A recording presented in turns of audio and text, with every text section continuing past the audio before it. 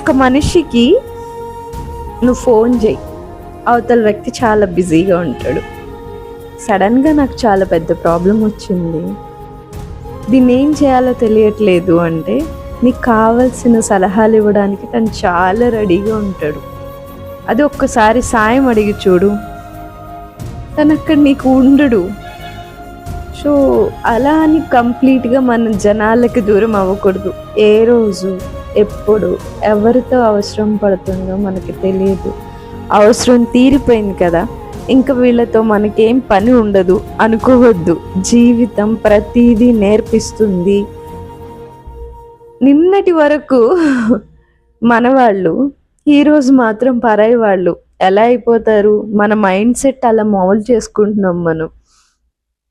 నిన్న నీకు అనుకూలంగా మాట్లాడితే వాళ్ళు మంచి వాళ్ళు, ఈరోజు వాళ్ళకు అనుకూలంగా మాట్లాడుకుంటే వాళ్ళు